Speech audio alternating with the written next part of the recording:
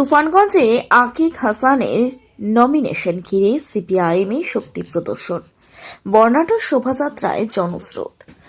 নাটাবাড়ি বিধানসভা কেন্দ্রের সিপিআইএম মনোনীত প্রার্থী আকিক হাসানের নমিনেশন জমা দেওয়াকে ঘিরে তুফানগঞ্জে দেখা গেল বিরাট শক্তি প্রদর্শন।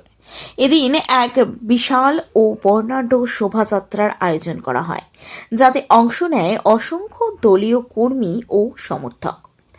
মহকুমা শাসকের দপ্তরে উদ্দেশ্যে বের হওয়া এই শোভাযাত্রায় লাল পতাকা ও স্লোগানে মুখরিত হয়ে ওঠে গোটা এলাকা। শোভাযাত্রায় তুফানগঞ্জ ও নাটাবাড়ি বিধানসভা কেন্দ্রের বিভিন্ন স্তরের নেতৃত্ববৃন্দদের উপস্থিতি ছিল চোখে পড়ার মতো। এই বর্ণাঢ্য শোভাযাত্রাকে ঘিরে কর্মী সমর্থকদের মধ্যে ব্যাপক উৎসাহ ও উদ্দীপনা লক্ষ্য করা যায়। প্রার্থী আকিক হাসান জানান, সাধারণ মানুষের এই বিপুল সমর্থন আসন্ন বিধানসভা নির্বাচনে সিপিআইএম এর জয়ের আত্মবিশ্বাসকে আরও শক্তিশালী করছে। নমিনেশন পত্র যখন জমা দিতে যাচ্ছি, তার মধ্যে কিছু উদ্বেগ তো আছেই আমাদের মধ্যে।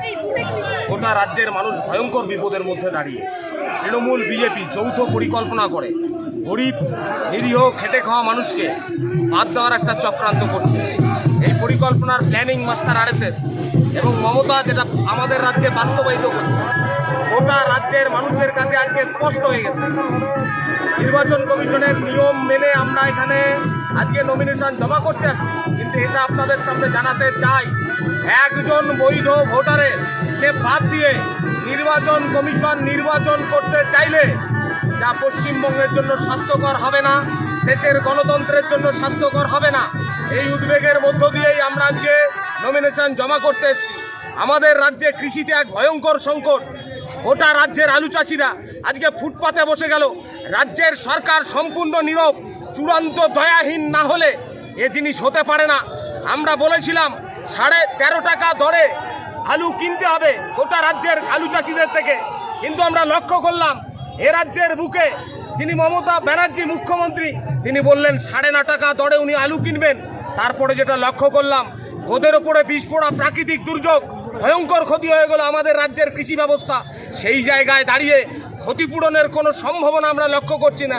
নামকা অবস্থা ফর্ম ফিল আপ করছে। আমাদের গোটা জেলায় এই যে আলু চাষিদের বৃহত্তর একটা অর্থনীতি, এই অর্থনীতি আজকে ভেঙে পড়তে বসেছে। গ্রামে অভাব দারিদ্রতা, তার উপরে এসআইআরে মানুষের নাম বাদ যাচ্ছে।